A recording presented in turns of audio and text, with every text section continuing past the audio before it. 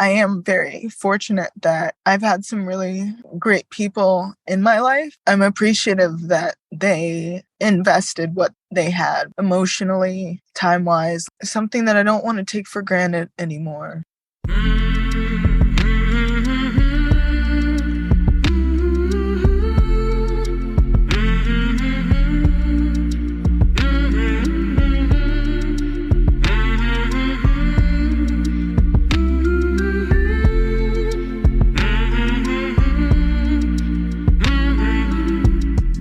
Hey there, my name is Sean, and this is Suicide Noted. On this podcast, I talk with suicide attempt survivors so that we can hear their stories. Every year around the world, millions of people try to take their own lives, and we almost never talk about it. We certainly don't talk about it enough. And when we do talk about it, many of us, including me, are not very good at it. So one of my goals with this podcast is to have more conversations and hopefully better conversations with attempt survivors. Now, if you are a suicide attempt survivor and you'd like to talk, please reach out. hello@suicidenoted.com, on Facebook or Twitter @suicidenoted. And to all of you out there who have joined me here on the podcast, who have listened to the podcast, perhaps this is your first time, I really appreciate it. Today marks our 3-year anniversary from our very first episode that we launched in mid-July 2020. I'm really proud of the work we're doing, and I really appreciate all of you, all of your support. Thank you. As always, check the show notes for all kinds of other cool and interesting things, ways to get involved and participate, including our membership. We could use that kind of support as we look to expand our reach and our message and the movement to help more people in more places feel a little less shitty and a little less alone. That is what we are all about. And in addition to listening, you can, of course, rate and review this podcast on Apple. It helps people find it. And yes, we want more people to find it. Finally, we are talking about suicide on this podcast, as the name suggests, like we do all the time. We know it's not a great fit for everybody. Please take that into account before you listen or as you listen, but I do hope you listen, because there is so much to learn. Today I'm talking with Brianna. Brianna lives in New Mexico, and she is a suicide attempt survivor. Hi, Brianna. Where are you, Brianna? In New Mexico, which is very recent. I used to be based in Virginia practically my whole life. I see that you are in a car. The place that I'm moving into is kind of under construction. So I was hoping that I would have that unfinished space that was quiet to do this podcast. And ironically, I'm in my car. What kind of car do you have? A Honda CR-V. Beige. 2009, yeah. Drove it out to the desert, New Mexico. So it's not like Virginia and Tennessee and North Carolina. Like, that region of the United States isn't beautiful in its own way.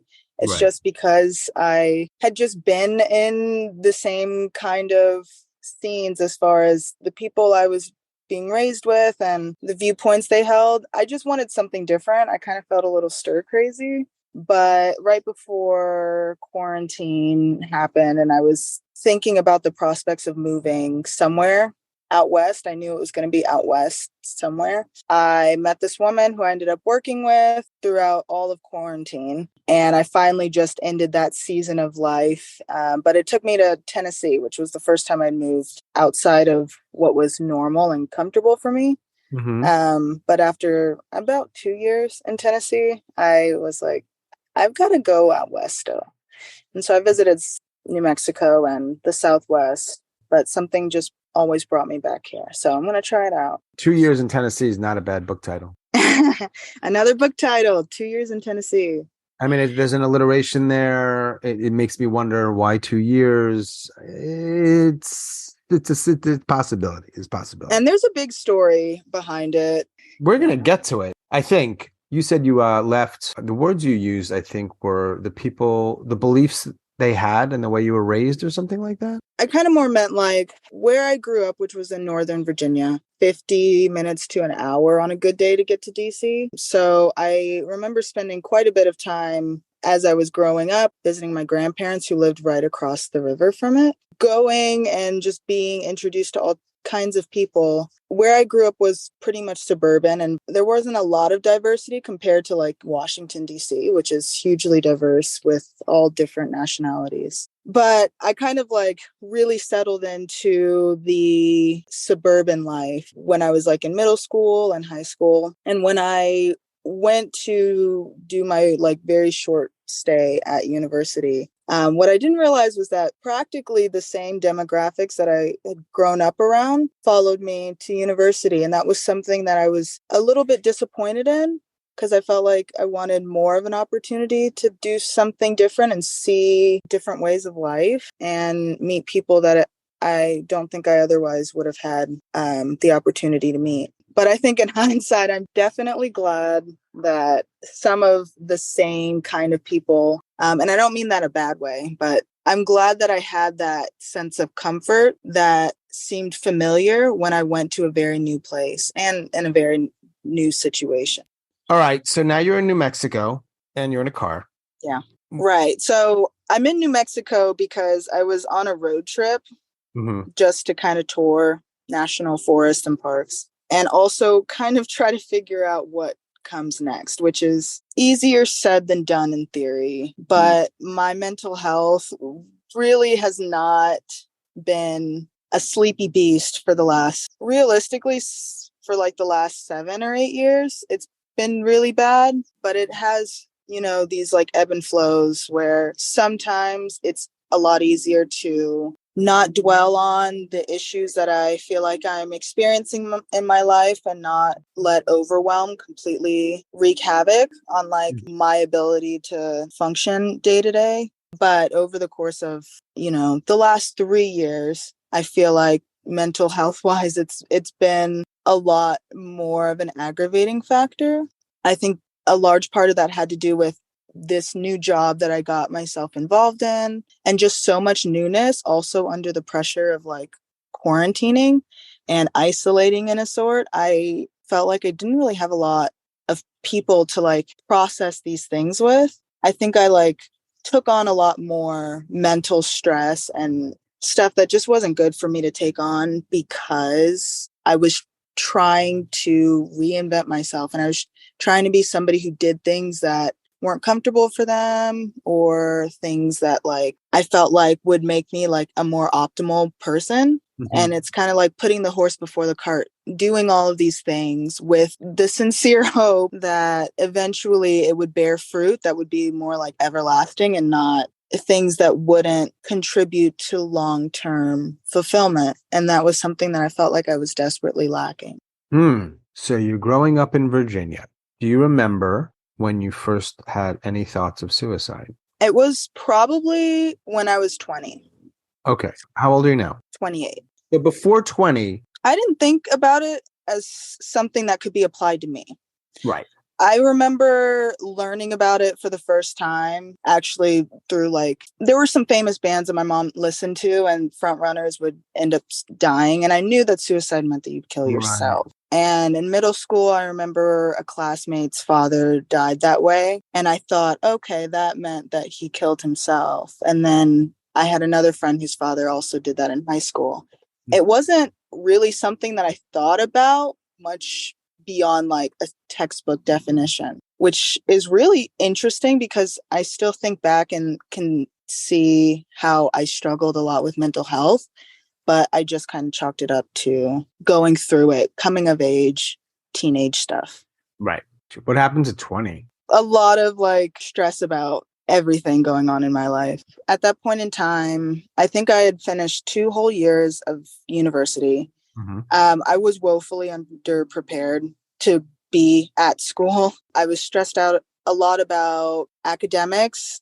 I was struggling a lot in my classes. I was struggling a lot with the financial responsibility of school, which I think I underplayed that. And that caused a lot of grief for my family. And I also lost my grandfather, who was an important part of my entire existence. I mean, he's like the best person that I could have ever known. And he passed away rather unexpectedly. And I didn't realize how much of an impact that would have had on me and also my family, who I thought our relationship at the time was very volatile. So I was grieving a lot, going through a lot. And again, just kind of saying, all right, well, this is my inadequacy. And this is because I'm not devoting as much time to my studies as I know I should. But how can you do that when you have so much else on your plate that's taking up a lot of headspace? And so there was a point at 20, it was like the summer before my junior year, and I had gone through a lot of depressive episodes, like really kind of spiraling out of control, but still trying to, like, I guess, guise it as me just kind of being a college student in typical fashion who, you know, would go to class, but mostly make her social life kind of a thing. I tried to kind of guise it as I was just the life of the party, as a way to almost distract myself from how much despair I felt. I felt really guilty for not doing as well in my classes and skipping a lot because I just like could not get myself to go out of bed. I didn't want to see anyone. I like really isolated myself and almost became like paranoid to go out and see anyone that I knew because I didn't want them to ask questions about why they never saw me and why I was never in class. And just feeling really guilty again for wasting a lot of money because my family was never well off. Although we grew up in a well off area, we were definitely always like lower income. And so I knew the financial stress of it. And that was a big part of me feeling like I was a disappointment overall. I was really going through it. I was considering, like, what do I do ahead of my junior year? And my friend, who I met freshman year, she saw it. She kind of saw the signs and she was going through her own thing. And so she invited me to house sit for her and her family while they went on vacation. She thought it would be a great break for me. And I really needed that. I saw in hindsight, if she had known really the state of my mental health, it probably would have set off flags for her. But I was like, yes, this is what I need. I need a vacation. I need to like kind of have some time to figure out a shorter term plan for how to get through the rest of the summer and get into junior year. And so I went over to her house. I was trying to like get myself better by, you know, running and eating well and drinking water and just like base level stuff of just taking care of you and trying to find some satisfaction in my days and not spend them legitimately like in a dark room doing nothing. Eventually I would do these things and I was realizing like they are so much more effort than I really care to invest. I'm not going to do that. And then it's like, okay, I'm not going to do that either. And like, there's no point of putting on my shoes just to walk to the bus stop and like panic about going out and doing things and just saying, what's the point, and walking back 5 minutes later. I was like, I'm like, I can't do anything. I feel like I can't really live at all without help. Like, I just kind of like spiraled out. Before this spiraling, I like had a friend give me like an edible cannabis. And I thought, okay, that will kind of help me to be able to like bypass all of this, like, no, don't actually get on the bus and do the school thing. It will be worth it in the end. I thought that could help me, but it really did the opposite. And so I remember like she's got, you know, 3 levels to her house. I was up on the top level trying to like get myself to go to this bus stop. I'd already missed like who knows how many buses. And I was trying to get to this thing that was happening in DC. And I was just like pacing, and I just found myself pacing and pacing. And then eventually I went downstairs, and before I knew it, I was standing in her kitchen gripping this knife on her like island. And her family cooks, so I knew where the sharp ones and the good ones were. And it was more of like a, oh my gosh, I'm here. I did not expect myself to be here. It wasn't like a, okay, like I know that my life needs to end right now, but it was a moment where I was like, oh my gosh, how did I go from being upstairs to here? And then I just kind of kept asking myself, like, how would I do this? And could I do this? I think I remember asking myself, could I be brave right now? And I use the word brave, and it almost like churns me a little to think about that. Bravery. I thought about everything that I'd known about it. I imagined like the motion, what it would feel like, things that I know would work above other things, like places, arteries, like femoral, all that. I just remember thinking, can I do this right now? Can I do this? And then I thought about my friend, and I thought about me being in her house, like beloved childhood home. It like snapped me out of it. It snapped me out of it enough to where I was like, oh my God, what the fuck am I doing? And I ran upstairs and I closed like every single door that could lead to the stairwell. And I told myself, because I didn't trust myself at this point, I knew that I had like gone over a boundary that I had never done before, because I never thought about it ever in relationship to me as far as an option. And I justified it. So I was afraid of myself. And I told myself, obviously, still while I'm high, I need to just stay in this room. I can't open these doors. Like whatever I need to do to like distract myself, I need to do it. I just can't leave those doors, the two doors. And so that's what I did. And I woke up the next morning and I cried. I know that was like a lot and all at once, but I remember feeling very disappointed because I felt like I had missed my one opportunity. In some ways, even though I know, and I knew that morning after that things had not changed, I still felt like I was a huge burden. I could not see how I could like make my life any more enjoyable to like live through. I felt like, again, it was justified that I just did not exist anymore.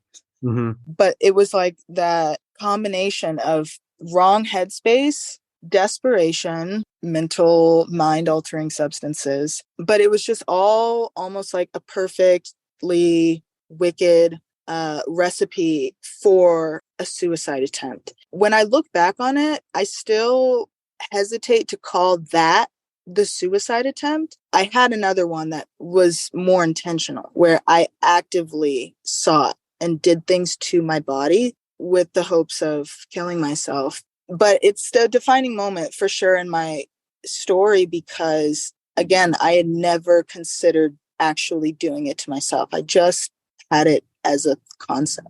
And that's when you were 20, right? Yeah. After that, I decided to take a semester off to get my head right. Didn't work, went back to school in the spring. Just that whole semester, I felt even worse. And so, yeah, the thoughts of suicide came up. And I attempted again that summer. I really fully attempted that summer. I found myself in the same predicament that I was in a year before. Still, I felt like wasting time, money, all that stuff on school. I felt like I was the worst person ever because I was hiding. I mean, I was like ignoring people who love me and just want to see the best for me. Just being a really shitty person and just dealing with my mental health. I felt like a shitty person, but I couldn't do anything about it. I felt like I couldn't do anything about it. And the things that I was trying to do, like therapy, I found a therapist that was really helpful for a time, and I'd slowly ebb and flow from her. But it all just got to the point where I was like, there's no point of trying any of this. And in the end, it doesn't matter what I do. Well, I just think there's an interesting point to be made that I think a lot of people don't recognize, in that it makes sense to do the things, right? Like one example being therapy. What I don't think gets discussed a lot is when it doesn't work or work in the way that we want it to work or need it to work. And then what happens after that, that shit, and this is just my point of view, obviously, that adds up. So the therapy didn't work and another therapist maybe doesn't work. This isn't necessarily your story, but in general, and you try and med, that didn't work. So eventually you're like, nothing fucking works. So you're doing the things you're supposed to do, but they don't work. And in a weird way, it makes it worse. That's what I think. It's in some ways how it applies to my life. So. And I was doing a lot of the things that I felt like, I think as a society, people tell you to do. Yeah. And also a lot of the things that people personally, who may not have really known the degree to which I was struggling with all of these mental health issues, but could see that, you know, there's probably a reason beyond just stress from academics and stuff. They were telling me, yeah, you know, you should go see therapy or try to get diagnosed with something. There's this whole thing about getting on medication and, you know, then not getting on medication, just be more active and participate more with your friends and family and community and all that. Mm-hmm. So again, that was all just like putting the cart before the horse, doing all these things, whereas I feel like at the time I thought they were just bullshit. Objectively, yeah, I can see. Yeah. Exercise. Woohoo. I didn't want to do any of that. And I was almost getting more frustrated that I was having to pretend to do these things because I wanted to get better. And again, not a lot of people knew this about me. And so I just felt frustrated because I really didn't think that things were going to get better. And it almost felt like being gaslit. You things weren't getting better. You weren't. You're not making this up. You weren't imagining it. It wasn't like you were being. I guess the word some people might use is dramatic. They weren't getting better. It's like a completely logical, valid, I think, way to think. And it was hard to realize that. Yeah, fucking hell. Yeah. You think I don't want to do this for the rest of my life. I don't want to try to prove to myself every single day why every single day matters. How did you try the second time? I had stockpiled a lot of medications. Okay. Different ones from drastically different sources, mostly prescriptions. And then I had this idea to take them all while being completely inebriated, run a bath, and then finish myself off and just kind of drift. Finish yourself off with a knife? Yeah.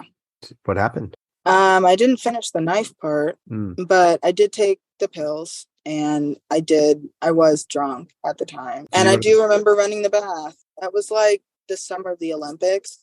And I remember starting some program and just sitting in the bathtub, just kind of waiting, I guess, for the time where I felt like I could try.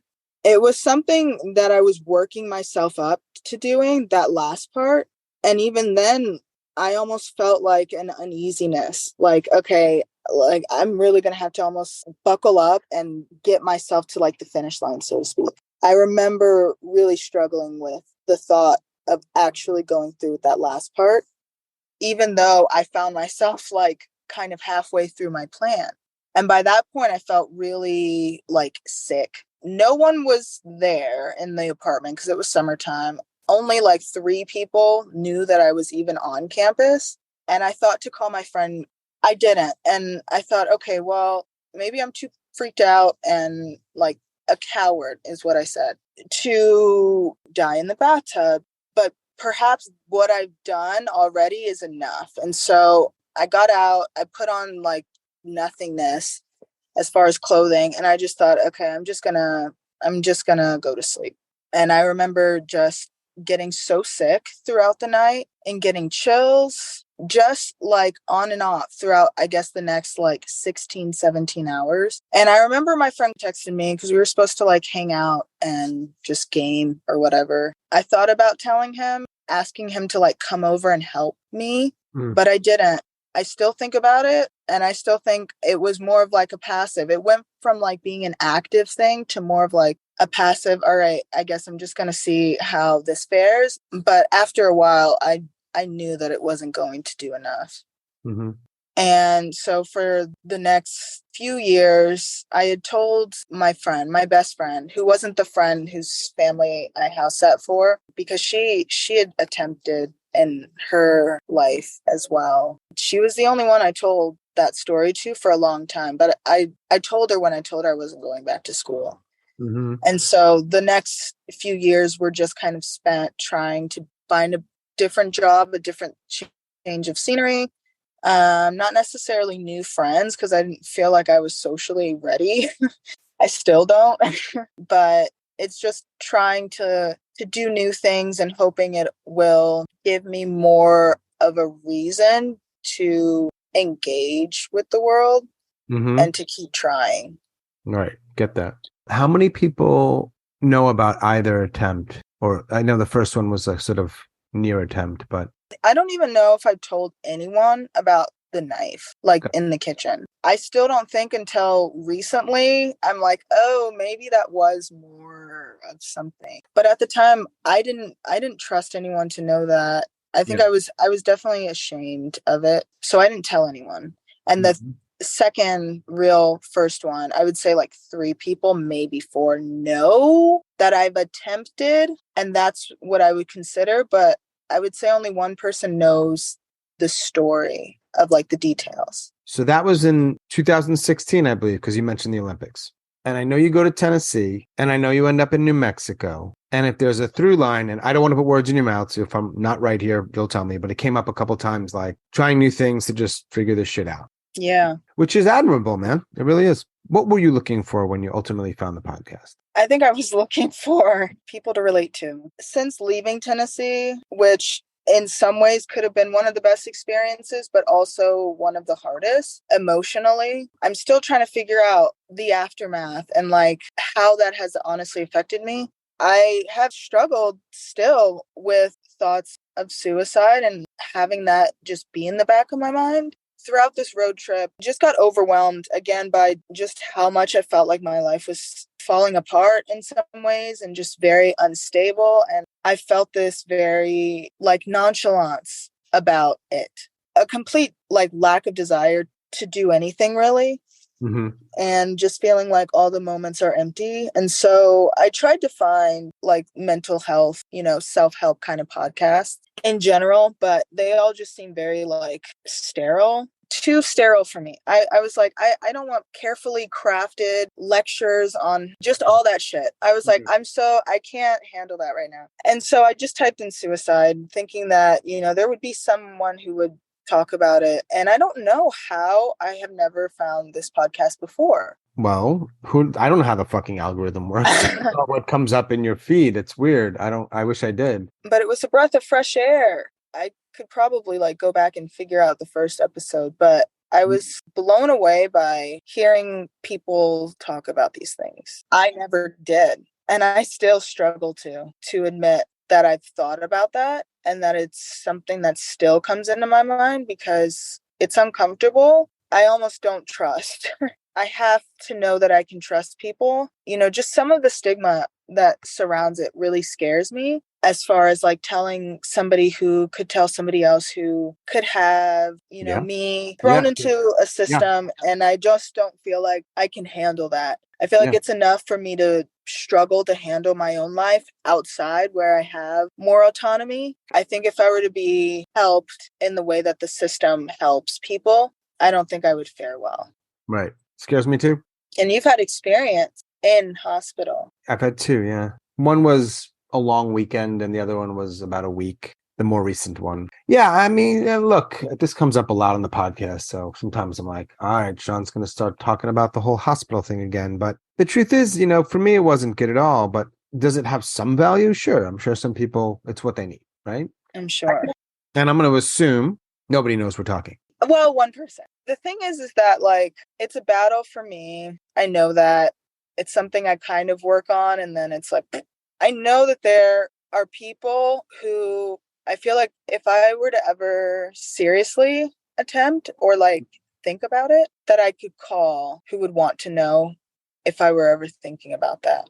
I don't want to be ungrateful for that because I can't imagine that nobody has anyone, but I know how easy it is to feel like you don't have people who you could turn to talk about these things, or people who you really feel like are better off without knowing these things, without being bothered by a friend who is very flaky and never seems to have a good excuse for it. That's a major insecurity of mine, and it's just almost a constant thing. Yeah. There's definitely a lot of people who legitimately don't have people or people that they would tell or want to tell. Or, I mean, I think actually that's probably, you can't measure this, but that's top 3 reasons why people try. It's more complicated than that, I realize. But if you don't have people to talk to, man, fuck. So yeah, you said you have a few people that you could, but how many people do you have if you're like, I kind of think I know the answer here, but I'm going to ask. Like if you're having a really shitty day, even if that makes sense, because maybe you're feeling like every day's shitty, right? But for whatever reason, on this particular moment or this day, I really want to talk to somebody. Is there anyone there for you to talk to? And you know what I mean by that? I mean, talk to in a way where you like, it feels okay. I'd like to say I do. I'd really like to say I do, but I'm not there yet. I'm not quite there where I can say like, oh my gosh, you know what I've been doing for the last 2 hours? researching methods, even though I've done that a million times before, whatever. There are people who realistically would want to know, and I should be able to say these things to them, but I'm not there to be able to actually say, hey, I am actively suicidal or passively, or I've thought about it in the last 24 or 48 hours. Mm-hmm. I'm really struggling right now.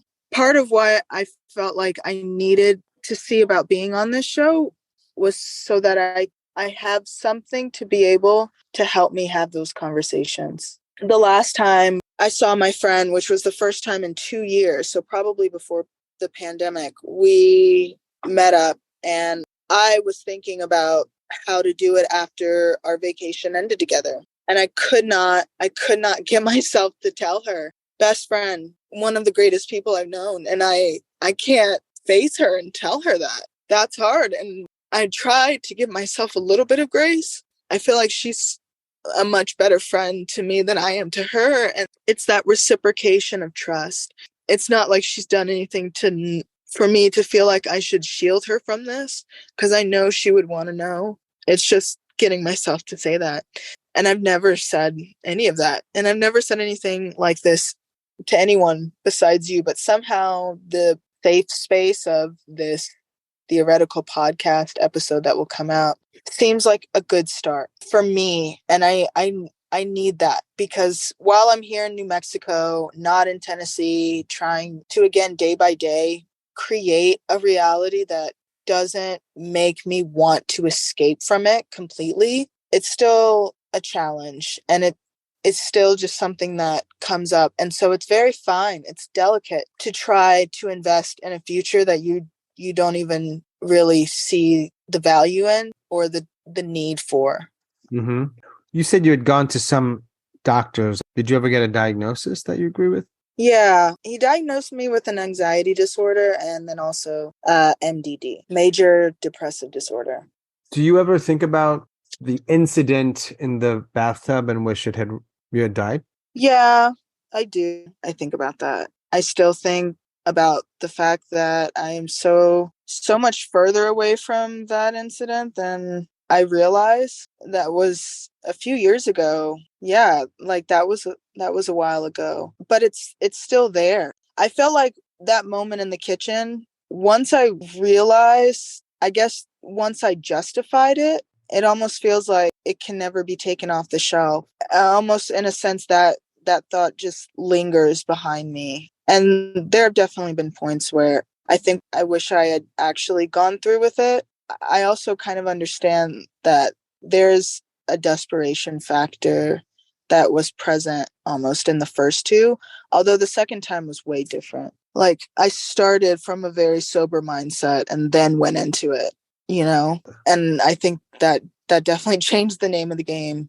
It's something that I'm trying to, again, be proactive about, giving me more reasons to not do it as opposed to reasons to. So I'm hoping with a little bit of sunshine. Big sun in the desert type thing. All right, Brianna, in New Mexico, do you have any myths you would like to dispel or call bullshit on? I get really heated when the word selfish comes up. I get combative because I think it takes a lot of consideration for anyone to seriously think about taking their own life, and the reasons why. There's a lot of consideration that is involved, and it's usually not just about one person. There's a lot of factors. There are a lot of factors involved, and so I just don't understand that. And I think that kind of a statement and sentiment it's really damaging. Mm-hmm. It has been for me. And I suppose we're contributing to busting the myth about, how many people really struggle with suicide attempts and who has that experience. Before, hearing my best friend's story, I think I had vaguely known personally one other person who has told me that they've attempted suicide. Not necessarily that they haven't thought about it. And I don't know to what extent, I never had those conversations either, but just how many people have, maybe been on that fine line that we would never know about, and we wouldn't know about until somebody speaks up. So just dispelling the myth that it's a lot more common, I think, than we realize.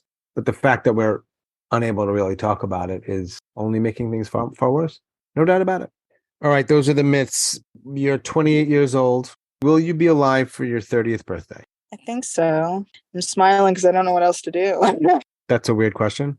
It is. It's like harder to say yes than no. I feel very much like it take it day by day. Okay. So just over like the past 5 days, it's almost been like okay, why are you trying? And then, a few hours later, it's like, okay, this is why.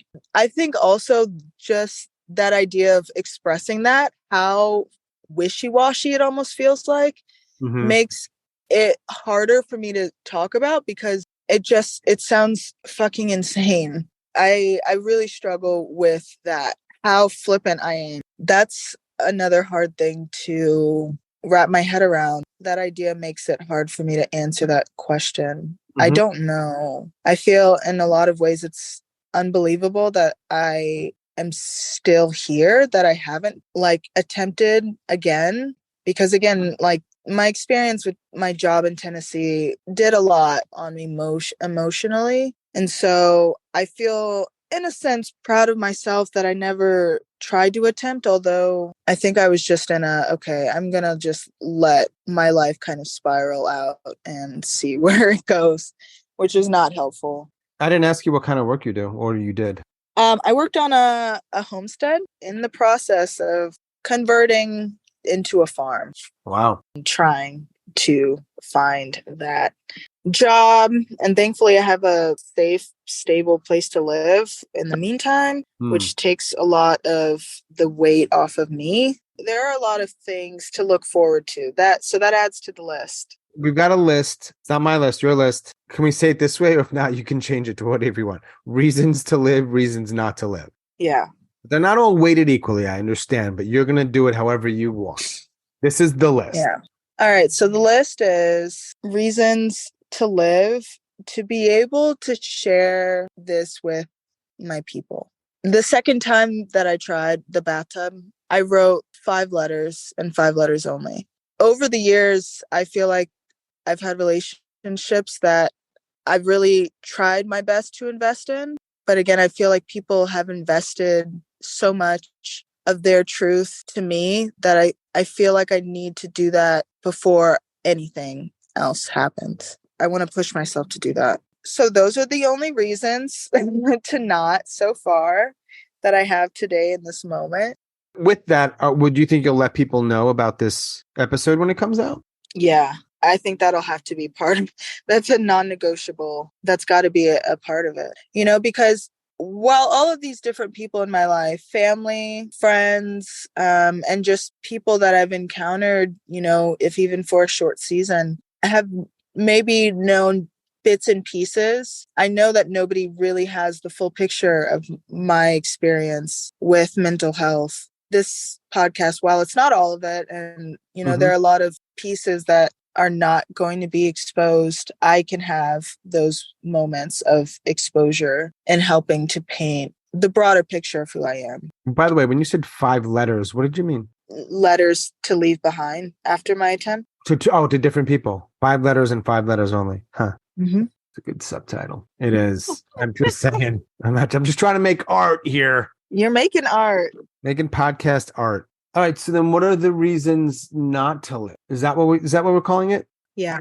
I would say the stigma, the shame, the instability. I would say the loneliness. I would say the hopelessness too. But I guess one other line to add to the reasons too is this little thing called faith. Faith in general or faith specific to a ideology? In general, not doing it because maybe it'll be better tomorrow.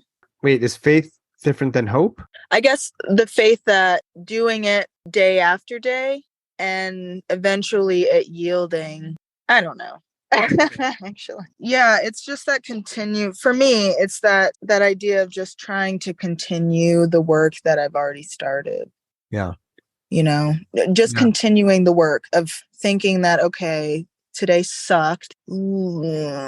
Okay, it's looking great. Like the idea of not doing this ever again. And then just doing it again and doing it again and doing it again. And I'm just going to keep doing it again until I don't think I can anymore. And hopefully I'll still find a way back to just keep doing it. Mm-hmm. Was that a bird? Yeah. I'm sitting outside of this park, and I think there are first responders who are training. Go Ruck style. How ironic. Don't open your windows, please. They're already open, and a group of like 4 of them just walked by. But it's all right. We're talking about this in the open. Even if my windows are slightly ajar, it's open. It's way more open than I've ever been. That's for sure. Indeed. Which I appreciate very much. You'd said that we won't have the full picture. Not everything will be exposed, but is there anything else that you want to add? I guess it would just be like, and this is where I will cry. So I have to compose myself enough to be able to get this thought out. But I guess it would be a note of like appreciation. I am very fortunate that I've had some really great people in my life. I'm appreciative that they invested what they had emotionally, time-wise, like something that I don't want to take for granted anymore. I feel like I struggle with that idea of selfishness when it comes to people wanting to help me, even good intentioned, and people who earnestly do help me. It's hard to admit that sometimes the best things that people could offer you still don't make you feel the way they should and the way that they're meant to. It's hard to admit that. That's something personally that I've struggled with, and that's why I get so about the idea of selfishness, because I struggle with that. It's hard to really be appreciative of the people who deserve that appreciation when you feel that way, when you struggle with depression and just feeling like you don't deserve it and all that stuff. So it's just an oath of appreciation for my people who I'm trying every day to be better for, and not just my people, but, you know, people in general. It's so raw. It's so like high maintenance that I feel like I can only grasp what I can hold in my hand at one time. That's that. So thank you very much, Brianna. Yeah. Thank you for having me on. What's the rest of your day like? Well, I'm going to go pick out some carpet. I met this woman at a coffee shop. She's an older woman, and she's got some health issues, and she has this studio space that she used to rent out, and she's letting me stay there. And I'm going to work to kind of revamp the space because it definitely needs it, just because somebody just didn't take care of it. Mm-hmm. And so I'm going to do that. That's another project. That's another line to go to the reasons to stay. Oh, yes. Is a fun little home DIY project, which I've never really done before. Oh, shit's about to get real in fucking New Mexico. Yeah. Well, I hope that goes well. All right. Take care. Thanks again. I really appreciate it, Brianna. Thank you. You have a great day. Thanks. You too. Ciao. Bye. As always, thanks so much for listening and all of your support. Special thanks to Brianna out in New Mexico. Thanks, Brianna. If you are a suicide attempt survivor you'd like to talk, please reach out. hello@suicidenoted.com, on Facebook or Twitter @suicidenoted. As always, check the show notes if you want to get involved in other ways, including our membership. And if you listen on Apple Podcasts, please rate and review Suicide Noted. It helps more people find it, and we want more people to find it. Thanks very much for that, and that is all for episode number 169. Happy 3-year anniversary to us. Stay strong. Do the best you can. I'll talk to you soon.